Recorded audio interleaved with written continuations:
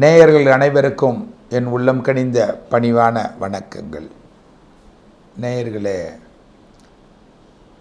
கடந்த 4 ஆண்டுகளுக்கு முன்னால் என்னை பார்ப்பதற்காக சென்னை அலுவலகத்திற்கு வந்திருந்த பெண்மணி மீண்டும் ஒரு 4-5 மாதத்துக்கு முன்னால் என்னை சந்திக்க வந்திருந்தார். வந்திருந்த பெண்மணி தனியாக வந்திருந்தார். அவருக்கு அன்றைய 2021 வரும் பொழுது வயது அவர்களுக்கு 27 வயது நடைமுறையில். அந்த பெண் என்னை பார்த்து கேட்கிறார், உங்களுடைய யூடியூப் நிகழ்ச்சியெல்லாம் நிறைய பார்க்குறேன்யா, தொலைக்காட்சியிலையும் பார்த்துருக்குறேன், பாராட்டுக்கள் வாழ்த்துக்கள். நான் ஒன்று கேட்குறேன்யா, நீங்கள் ஓப்பனாக சொல்லிடுவீங்கன்னு எனக்கு தெரியும், சொல்லுங்கம்மான்னு.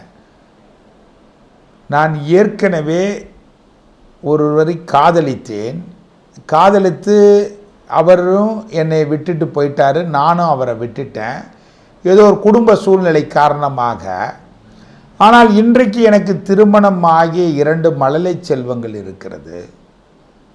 ஆனால் எங்கேயோ வெளியூர் டிரான்ஸ்ஃபர் வாங்கிட்டு போன வேலை மீண்டும் அவருக்கு இதே ஊருக்கு திரும்பி வர்றார்.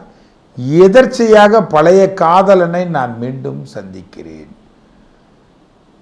அப்போது அவங்க வாழ்க்கையில் மீண்டும் காதலனோட வருதே, இது என்னையா காரணம்? போன காதலன் மீண்டும் வர்றானே, எனக்கு இப்போ கல்யாணமாகி குழந்தையும் இருக்கே, நான் என்ன தான் செய்கிறதுன்னு எனக்கு முடிவு தெரியல. அப்போ நான் சொன்னேன், அம்மா, உனக்கு காதலனோட வாழணும்னு ஆசையும் வருது, கணவனோட இருக்கணும்னு ஆசையும் வருதும்மா. இது 2ம் கெட்டான் நிலை. ஒரு மனிதனுடைய வாழ்க்கையில் திருமண பந்தத்தை அமைந்த பிறகு அவன் காதலன் வந்தால் கூட நம்ம நியதியாக நல்லபடியாக அந்த இதிலேருந்து ஒதுங்கி போகிறது தான் சிறப்பு. இதுதான் தமிழருடைய பண்பாடு.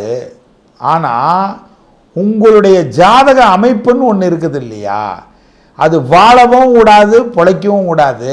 2ம் கெட்டான் நிலையை உங்களுக்கு தழுவணுன்றது தான் உங்கள் ஜாதகம். அந்த ஜாதகத்தினுடைய கிரக அடைவை முதல்ல சொல்கிறேன். அந்த பெண்மணி அவர்கள் பிறந்தது மீன லக்னத்தில் பிறந்திருக்கிறாங்க. ராசி பாருங்களேன், துலாம் ராசி, நட்சத்திரம் சுவாதி நட்சத்திரம். பிறக்கும் பொழுது ராகு திசை 13 வருஷம் 11 மாதம் 12 நாள் இருந்தது. அதன் பிறகு இப்பொழுது நடப்பு குரு மகாதிசை. அப்போ லக்னத்திற்கு 2 கேது 8 ராகு, லக்னத்திற்கு 6 செவ்வாய், 8 சந்திரனோட ராகு பின்னப்பட்டிருக்கிறது. 9 பாருங்கள் குருவும் சுக்கிரனும், அசர குருவும் தேவகுருவும் 9ஆம் இடத்துல பாக்கியஸ்தானத்தில், 11ஆம் இடம் லாபஸ்தானத்தில் சூரியனும் புதனும், 12ஆம் இடத்துல அயன சயன போகஸ்தானத்தில் சனி ராகுடைய நட்சத்திரத்தில் டிராவல் ஆகுது. அப்போ ஒரு ஜாதகத்தில் பாருங்க, ஒரு குட்டிச்சவர் பண்ணுறதுக்கு கிரகங்கள் எப்படியெல்லாம் அமர்ந்திருக்கிறது. லக்னத்துக்கு 6ல் செவ்வாய் இருக்கிறது தப்பில்லை, ஆனால் சனி 12லேருந்து பார்த்தது அது ஒரு தப்பு. லக்னத்துக்கு 8ல் ராகு இருக்கிறது தவறு கிடையாது, ஆனால் கூட சந்திரன் கூடது மற்றொரு தவறு. லக்னத்துக்கு 9ல் குரு இருக்கிறது தவறல்ல, ஆனால் கூட சேர்ந்த அயோக்கியன் சுக்கிரன் தப்பு. அப்போ எல்லாமே பாருங்கள், இந்த உடல் ரீதியான ஒரு அமைப்புக்கு 2 மாரக தொடர்புகள் கொண்டு வந்துருச்சு. அப்போ அந்த பெண் என்ன தான் பண்ணுவா? நல்ல நெறியோடு வாழணும்னு நினைச்சா கூட நெறி தவற வைக்கிறதை கிரகங்கள். அதான் பிறப்பு ஜாதகத்தில் இந்த மாதிரி அவயோகங்கள் ப்ளஸ் ஆர் மைனஸை கலந்து பார்த்து தான் திருமண பந்தத்தை நம்ம அமைப்போம். இதெல்லாம் எனக்கு கண்ணோட்டமாக பார்க்கும்போதே முன்னோட்டமாகவே தெரியும். ஏன்னா 3ஆம் இடம் தான் தாம்பத்தியம். அந்த தாம்பத்திய சுகஸ்தானத்துக்கு அந்த சுக்கிரனே மாரக 6 கூடையனா வருவார் 3ஆம் இடத்துக்கு. அந்த 3ஆம் இடத்தை கை வச்சு பார்த்தா 3ஆம் இடத்துக்கு 8ஆம் வருவான். லக்னத்துக்கு லக்னாதிபதியே ஒரு கேந்திராதிபதிய தோஷத்துக்கு உண்டான குரு. 2வது போதான குறையில் எரிய நெருப்பு பெட்ரோல் ஊற்றுற மாதிரி செவ்வாய் 6லேருந்து 4வது பார்வையாக அந்த சுக்கிரனையும் குருவையும் பார்க்குது. இந்த 12ல் இருக்கக்கூடிய கிரகங்கள் ஒழுக்க நெறி தவற செய்யும். அப்போ அயன சயன போகஸ்தானத்தில் யார் உட்காந்துருக்கா? அந்த சனி. அங்கே உட்காந்து கூட தவறல்ல. அந்த சனி வாங்கின நட்சத்திரம் பாருங்கள், ராகுடைய நட்சத்திரத்தில் பவனி வருது. அந்த ராகு பாருங்கள் சந்திரனோட. இப்போ கௌரவஸ்தானம் என்பது காதல் ஸ்தானம் என்பது 5ஆம் இடம் அல்லவா? அப்போ 5ஆம் இடத்து அதிபதி யாருன்னா சந்திரன். மரத்துக்கு மரம், கிளைக்கு கிளை, குரங்கு தாவக்கூடிய மனசு. அப்போ பார்த்தீங்கன்னா அந்த பெண்ணு இவனோட வாழலாமா இல்லை இவனோடையும் சேர்த்து வாழலாமா? அப்போ ஆசை இருக்கிறதுனால தானம்மா நீ கேட்கவே வந்த. அந்த சந்திரன் நெறிகட்டி தவறி போய் அங்கே விழுந்திருக்கான். அப்போ சந்திரன் ராகு பின்னப்படைஞ்சிருக்கு. அப்போ பார்த்தீங்களா, போன காதல் கள்ளக்காதல்னால் வர்றான். 8ஆம் இடம் தான் கள்ளக்காதல்.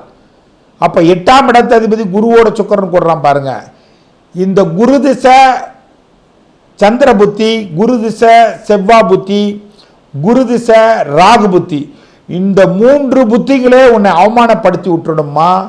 மிக கவனமாக எச்சரிக்கையாக இருக்கணும். நீ பிறப்பு ஜாதகத்தில் 14 வருஷம் இருப்பு வந்து ராகு திசை, 14 ஒரு 16 அப்போ 30. அப்போ இந்த குரு திசை உங்களுக்கு ரிலீவ் ஆகிற வரைக்கும் இந்த தொடர்பு உங்களுக்கு இருக்கும். கவனமாக எச்சரிக்கை, இல்லைன்னா வாழ்க்கை சின்ன பண்ணப்பட்டு போயிருமா அப்படிங்கிற.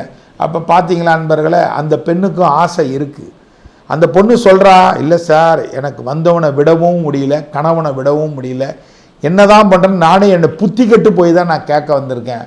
நான் என்னதான் சொல்லி இப்போ வேண்டான்னு நான் உணர்த்தினா கூட நிச்சயமாக அவனோட நீ தொடர்பில் தான் இருப்ப. அப்போ அந்த பெண்ணுக்கு பாருங்க, வாழவும் விடலை பிழைக்கவும் விடாத மாதிரி நிலை, ரெண்டும் கெட்டான் நிலைக்கு. இதுக்கு என்ன காரணம் நண்பர்களேன்னா, இதுக்கு வந்து 12ல் சனி ராகு சாரத்தில் அந்த ஒழுக்க நெறிய தவறக்கூடிய ஸ்தானம் வந்து 12ஆம் இடத்திற்கு பெயர் வந்து அயன சயன போகஸ்தானம்னு பெயர். அந்த சனி அங்கே அமர்ந்தது மட்டும் இல்லாமல் ராகுவோட தொடர்பு கொண்ட நட்சத்திரத்தில் இருக்குது. அந்த சந்திரன் பாருங்க மனசு சம்பந்தமான கிரகம். அதான் மரத்துக்கு மரம், கிளைக்கு கிளை, குரங்கு தாவக்கூடிய மனசை வந்து உருவாக்குறது.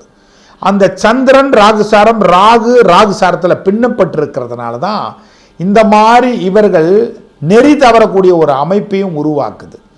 சரி, எவ்வளோ நாளைக்கு இந்த காலகட்டம் நெறி தவறும் அப்படின்னா, இந்த குரு திசை முடிகிற வரைக்கும். இந்த குரு திசை என்பது நான் சொல்கிறேன் 30 வயசோட கிளியர் ஆன பிறகு உன்னுடைய ரூட்டு கிளீன் ஆகிடுமான்னு. அதே பெண்மணி மீண்டும் என்னை சந்திக்கும் போது கரெக்டாக பாருங்கள், இப்போ மீண்டும் ரூட்டு கிளீன் ஆகி நல்லபடியாக வாழ்க்கை நடத்துகிறாங்க. அப்போது ஒரு சில நேரங்கள் சில ப்ளஸ்ஸான ஜாதகத்தோட சில மைனஸான ஜாதகங்கள் இணையிறதும், சில நேரங்கள் அந்த மைனஸு கழின ப்ளஸ்ஸான ஜாதகம் நல்ல ஒரு உயர்வை கொடுக்கறதும், எத்தனையோ பேர்கள் திருந்தி வாழ்வதர் இல்லையா, அந்த மாதிரி கிரகத்திலையும் திருந்தி வாழணும்னு விதி இருந்தால் மட்டும்தான் இந்த மாதிரி சங்கமம் நடக்கும். காரணம் என்ன அப்படின்னா, தப்பு பண்ணுறது சகஜம், அதை திருந்தி வாழக்கூடிய தன்மை இந்த கிரகத்தில் இருக்கணும். அந்த புதனும் சூரியனும் லாபமனையில் இருக்கிறதுனால மீண்டும் அந்த பெண்ணு தன் கணவனோட பரஸ்பர ஒற்றுமையோடு வாழணுன்றது விதி. இதுவும் இங்கேயே எழுதப்பட்டிருக்கிறது. இந்த மாதிரி ஜாதகங்கள்லாம் அவயோக ஜாதகங்களும் ஒரு மைனஸான ஜாதகத்தோட ப்ளஸ்ஸான ஜாதகத்தோட சில காலம் வாழ்ந்துட்டு மீண்டும் சில காலங்கள் நல்ல கௌரவமான வாழ்க்கை வாழக்கூடியவர்கள் நம்ம பார்க்கலாம். அந்த அடிப்படையில் தான் இவர்களுக்கு சில மைனஸ் ஏற்பட்டது நண்பர்களே. இதையெல்லாம் நிகழ்ச்சி தொகுப்பில் கண்ணோட்டமாக பார்க்கும் பொழுது முன்னோட்டமாக தெரியும் என்று சொல்வதைப் போல இவர்களுடைய ஜாதகத்தினுடைய இது மாதிரி ஜாதகங்களெல்லாம் நான் பொருத்த மந்தத்தில் மேக்சிமம் பார்க்கும்போது அவாய்ட் பண்ணுறது. என்னடா இவர்கிட்ட வந்தால் நிறைய ஃபில்ட்ரு பண்ணுறாருன்னு நினச்சிக்கிட்டு 2-3 வாட்டி வருவாங்க, வந்துட்டு 4வது வாட்டி வரவே மாட்டாங்க. அப்புறம் கல்யாணம் பண்ணிவிட்டு 3 வருஷம் கழித்து விவாகரத்து கோர்ட்டில் நின்ன பிறகு, சார் நான் தப்பு பண்ணிட்டேன் சார், நீங்கள் வந்தது 2-3 வாட்டி வந்தேன், ஃபில்ட்ரு பண்ணிங்களா, அதனால் அங்கே பார்த்தோம், எங்கள் ஊர்லேயே பார்த்தோம், சேலத்தில் பார்த்தோம், இல்லை தஞ்சாவூரில் பார்த்தா நல்லா சிறப்பாக அமைஞ்சுன்னு வாழ்க்கையை அமைச்சிட்டு பொறுமை வேணுங்க. நாங்கள்லாம் அதாவது கிரகத்தினுடைய நியதியை பார்த்து சொல்கிறேன், நான் எல்லாத்துக்கும் பரிகாரம் சொல்கிறதில்ல. பரிகாரம் இருந்தால் நிச்சயமாக அவர்களை ஜெயிக்கிற மாதிரி இருந்தால் தான் பரிகாரமாக சொல்லுவேன். மீண்டும் அடுத்த நிகழ்வில் சந்திப்போம். வாய்ப்புக்கு நன்றி கூறி விடைபெறுகிறேன். நன்றி, வணக்கம்.